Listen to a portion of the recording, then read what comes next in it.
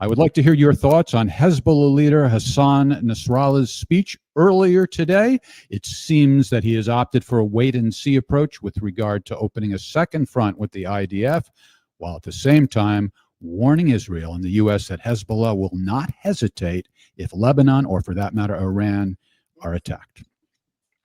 Well, look, I mean, I put out a tweet last week, and I've said this on a number of podcasts. If I were the military advisor to Hassan Nasrallah, I would say that Israel will never be weaker than it is right now. And if our goal and objective is to strategically defeat Israel, now's the time to strike. Right now, with everything we got, 100% all in.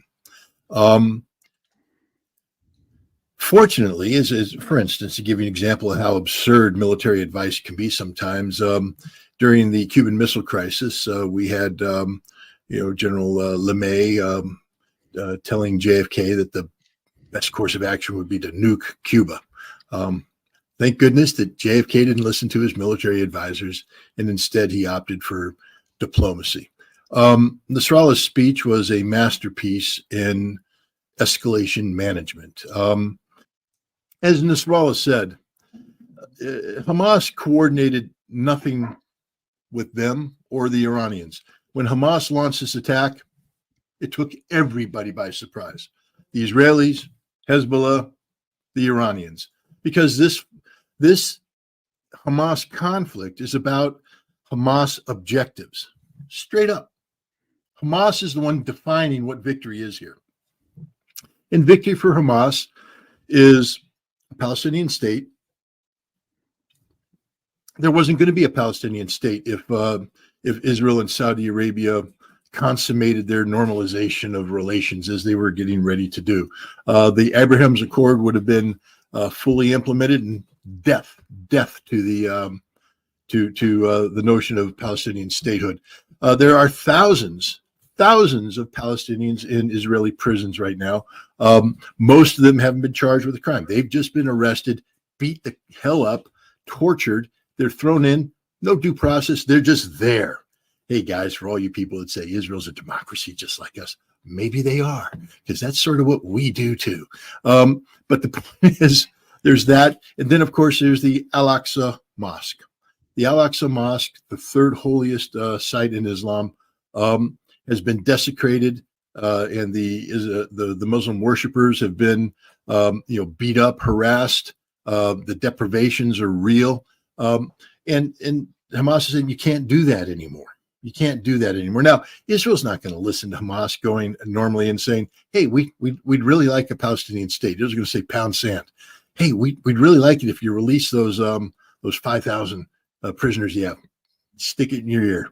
Hey, we'd really appreciate if you didn't go around and rough up worshipers at the Al-Aqsa Mosque and you treated it a little with a modicum of respect.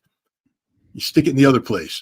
That's Israel's response. So the only way you get Israel's attention is to reach out, grab by the throat, slap them, and now they wake up. That's what Hamas did on October 7th. They reached out and they bitch slapped Israel.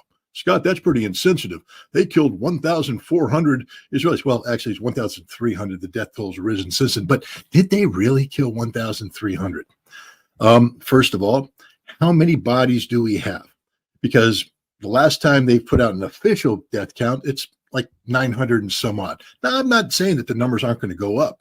They probably are. But I'm saying that, be careful when you throw around numbers. And then what is the cause of death? Because we're certainly getting a lot of Jewish survivors in the kibbutz who are saying Hamas didn't kill these people. The IDF did. They got that famous phone call in from the lady who said, yep, 20 of us were held hostage in this building, 8 Hamas fighters. They wanted to surrender. The IDF said no, fired tank rounds in, killed the 8 Hamas guys, killed 18 Jewish hostages, severely wounded 1, and she was the sole unharmed survivor.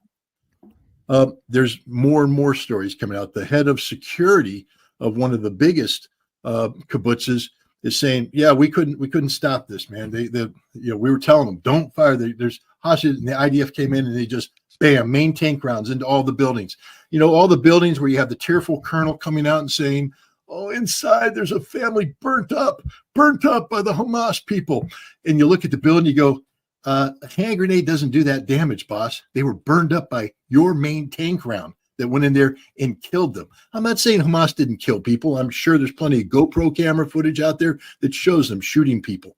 But what I'm trying to say is that when you look at the high death count, understand that easily 50%, probably more, were killed by Israeli troops because of their panicked reaction, their overreaction. They were scared, and they slaughtered everybody. They killed every Palestinian they got a hold of, and they killed every Jewish hostage that was in the way. So be careful about the numbers there. One thing we do know is that Hamas kicked the living crap out of the IDF. Stand up fight. The 13th Battalion of the Golani Brigade, one of the elite infantry units of the IDF, was beat up bad. The 51st beat up bad. These guys weren't sleeping. They weren't, on vacation. They were frontline soldiers, manning their posts as they're supposed to. Hamas came through the wire, overran them, shot them up, killed a whole bunch of them, caused the others to retreat, took hostage many of them. Why did Hamas do this way? Why did they behave in this manner? Because they were shocking the Israeli system. To do what? To do what they knew the Israelis would do, because Israel has put it down in a written doctrine. I go to the Dahiwa doctrine. It is about the mass punishment, collective punishment of the Palestinian people. And they knew, Hamas, that if they went in there, took these hostages. Why would they take hostages? People would say, well, the only way Hamas ever gets these Palestinians who are unjustly arrested by the Israelis, again, total violation of international law. Everybody's talking about it. They know it, but no one punishes Israel because they're exceptional. They're very democratic, just like we are. They're good people.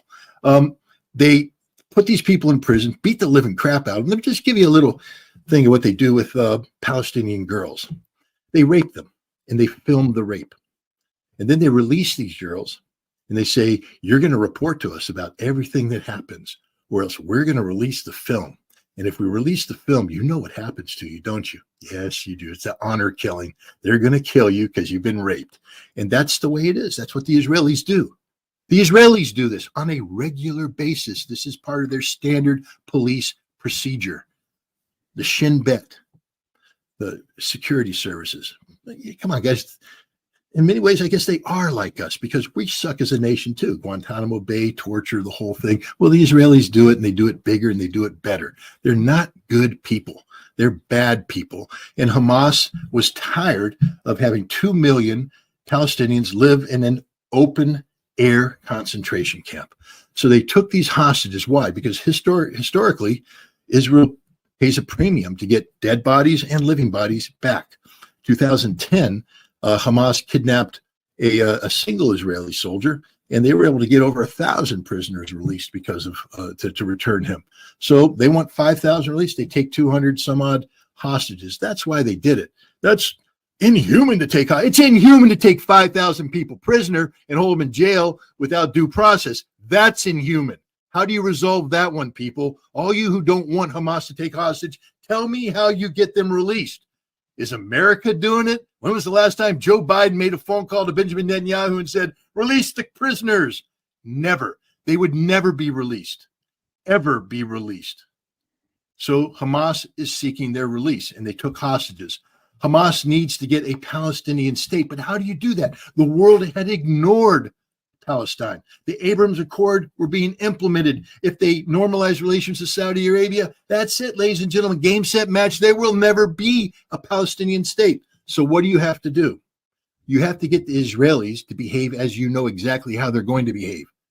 So you kill a whole bunch of people, you take a whole bunch of people hostage, and then you fall back in on your prepared defensive positions. And Hamas has about 50,000 guys underground, deep underground. They've been stalking there for months. They've been planning this operation for a year. They knew exactly what they wanted to happen. They wanted Israel to come in and execute, as predicted, the Dahiwa doctrine, to collectively punish the Palestinian people. The tragic thing is, Hamas needed Israel to bomb the Palestinian people. That doesn't make Israel's actions legitimate. It just means that when Israel says that we will hold the Palestinian population collectively responsible, they mean it. So all Hamas did is said, do what you guys want to do. And they killed him. Why? Why would Hamas do that? Remember, these are 2 million people who live in an open-air concentration camp that nobody gives a damn about. Not a single one of you people out there, not a single one of you people out there cared about Palestine a couple months. I didn't. I'm going to be honest enough to say that. If you talked to me about Palestine this summer, I would have went, it's not on my radar. Yeah, it's a tragic situation. Yeah, it's bad, but now I'm really focused on this war in Ukraine. That's where I'm at. Other people are going to say other things. Nobody was talking about Palestine except the hardcore activists, and even they had given up on there ever being a chance for a Palestine. So Hamas was like, that ain't going to happen, guys. We're in charge of governing these people, and we don't want to govern a concentration camp. Remember that, Israel, all you pro-Israeli guys out there. Why doesn't Hamas just stick to governance? To govern a concentration camp? Really? Are you that stupid? Are you that dense? Apparently you are, because you never thought Hamas would do what they did. They did it, and now you're overreacting. You're blowing the living crap out of the Palestinians, and the world opinion has turned. Why? Because Hamas knew what would happen when Israel went in and did what Israel does. Israel is a horrific, racist, murderous regime that's disguised itself as a democracy, and too many people have swallowed that poison pill. The reality is Israel is a horrific country with this government that is right-wing, Nazi-like in its actions. Listen to what they're saying. These guys actually believe that Jews are the chosen people. They believe that Jews are supreme, that Jews are superior. Now, I have nothing against Jews. I don't have anything against Christians. But if a Christian comes up to me, and I do the same thing against any, this is what gets me in trouble with the Alex Jones show, because when I'm a Christian and because I have brought Jesus into my life, I am above every bullshit. You put your pants on one leg at a time, like everybody else. When you get up in the morning, you pee. Just like everybody else. You ain't a superhuman. You are a human. Whether you're a Christian, a Muslim, a Hindu, a Jew, it doesn't matter. All men are created equal. As an American, that's what we believe in. Do we really believe in it? I don't think so, because Christians say we're better than you. And we all start off with, God bless America. I love that term, God bless America. Really? God? The big guy? The guy that built the earth? God bless America. Well, what's he do with all the people who aren't American? God damn the rest of the world is what we're saying. So when you say God bless America, you're saying God damn the rest of the world. Well, guess what? That arrogance is how the Zionist entity that is Israel feels about Jews. They are the supreme race, and everybody else is subhuman, especially the Palestinians, but including us. Anyways, Nasrallah gave a very detailed history of why Hamas was doing what it was doing. And basically, Nasrallah's conclusion was that we can't be more Hamas than Hamas. Meaning, if Hamas has a vision about the establishment of a Palestinian state, release of prisoners, respect for the Al-Aqsa Mosque, who are we to impose ourselves with a greater mission of destroying the enemy? And he talked about the history, talked about the goal eventually is for that Zionist entity to go away. But he said, not now. Now's not the time. He said, we will defend Hamas's right to do what it's doing because Hamas was justified in doing what they were doing. That got a lot of headlines. Everybody's talking about that, but they aren't listening to what he was saying. He was saying that, first of all, Hizbullah and Iran had nothing to do with this. Nothing to do with this at all. In fact, I've been saying this all along. I said, Hezbollah is in the business of governance. They're sort of Israel. That's what Israel wanted Hamas to become, sort of diverted away from a force of resistance and instead focused on governance. And Nasrallah takes it seriously. If you listen to him, he talked about how he had to have meetings in Beirut. He was meeting with the Lebanese government because he is part of the government. Hezbollah is part of the government, and what's best for Lebanon in this case. And going to war with Israel in a manner that brings down death and destruction on Lebanon is bad for everybody, especially Hezbollah, since everybody will blame them for it. So what he said is a couple things. He said, if Israel bombs Lebanon, then we will take Israel out. We will come in with everything we got. And he told Israel straight up, we can beat you. We can beat you bad. But he also said that if Israel, with the assistance of others, are in the process of defeating Hamas, then Hezbollah will step in, because Hezbollah will not allow Hamas to be defeated, because the Hamas cause is just. But he also said it looks like Hamas is doing pretty good, and we don't need to worry about all that. He said some important things too. He said, for those people who say that we haven't done anything, we've been doing everything. Remember, we were taken by surprise. So it wasn't until October 9th that we can begin to do stuff.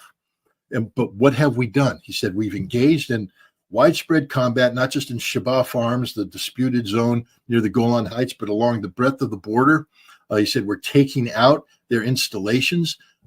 He said, we have destroyed a whole bunch of Israeli equipment. We've killed a bunch of Israelis. He said, and I think he said that Hamas suffered 51 martyrs. I think that was the number he used. So they've lost 51 guys. That's significant fighting. He also said that thanks to what Hamas is doing, the Israelis had to divert a significant part of the Israeli army up to the border, so that soldiers who otherwise would have been available for Gaza have to be on the border. He said that 1/4 of the Israeli Air Force is diverted to the north.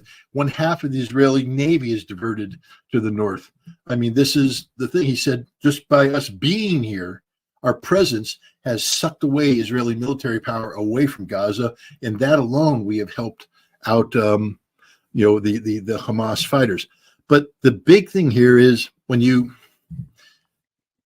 talk about escalation, there's a term in academia they call it the escalation ladder, and a lot of people write papers about it, the escalation ladder. And the easiest way to talk about the escalation ladder is one ladder, and that's called, I believe, linear escalation. And it's basically how it's taking one issue and what's necessary to go from peace to war, the different steps in between, and defining what creates the conditions where you have to go up to the next step, and the next step. And each time you go up in a step, how that relates with other issues. Can you do something to get you to go down a step, or something that makes you go up 2 steps? And so the escalation ladder is about escalation management. But that's far too simple for what's going on right now, because the escalation ladder works, for instance, if there was simply just a Hamas-Israel equation. So you could compare these two entities, and then you could say how they interact with each other, interrelate with each other, creates the conditions for escalation or de-escalation. And if one side gets ahead of the other, what can you do to create equilibrium, or what can you do to bring it down? That's the escalation management in a linear escalation ladder model. However, in this current situation, that's not what happens, because let's just take, for instance, the pro-Israeli side. The pro-Israeli side, you have the United States and you have Israel. Now, under linear escalation model, you treat them as a singular, and they act, but that's not what's happening. If you see what's happening, Blinken and Netanyahu are going at it, because the United States is saying, we aren't going to let Israel turn this into a regional war. We're not going to do that. You are going to allow a ceasefire. Israel says, we're not going to allow a ceasefire. America's saying, you're going to allow. So there's fighting going on about the tactics. Israel said, we want Dahiwa. We want to blow everything up. America's going, we agreed for self-defense, but how you do it matters. You're losing the support of the world. So within the U.S.-Israeli dynamic, you have escalation management.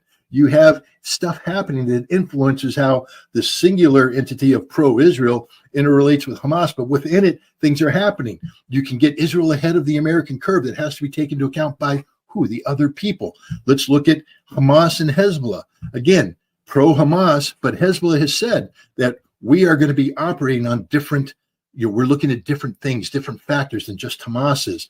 And so that complicates things. Then you get the Shia militias in Syria and Iraq, and suddenly you have 4 parties out there maneuvering. The Houthi jump in, fire missiles, and they're up here, and suddenly things got in. America has to respond here, and then Iran comes here, and this is called horizontal escalation management. And that's what we're talking about. Horizontal escalation management across the board. Now, the reason why I'm talking about this and saying this to these people is that if you guys were honest, the vast majority would go, I have no clue what you're talking about, Scott. No clue whatsoever. And that's okay. That's okay. But you know who does have a clue? Nasrallah, because his speech was constructed in a manner that it dealt with the issues of horizontal escalation management perfectly. I'm sitting there listening to his speech. Now, this guy, it's a cool story, bro. Cool story. I don't know if that's a compliment or an insult, but I'll just take it. I think it was a compliment. I don't know, because there's a lot of snide guys out there. Cool story, bros, like when people say when you're not making any sense or you're rambling. Is that a join, man? It could be. But you know, the point is, the Nasrallah's speech was constructed brilliantly. Now, he, in Middle Eastern fashion, you have to touch a lot of bases. If you study Middle Eastern rhetoric, I have, you things that Americans would say in 5 minutes take 40 minutes to say. You have to cut through it. But if you're patient and you listen to what Nasrallah was saying, it was genius, pure genius. It frustrated the living hell out of everybody, people like me, who are going, pull the trigger, pull the trigger, pull the trigger, pull the trigger. This is it. This is your chance. Because as you're listening, you're going, he ain't going to pull the trigger.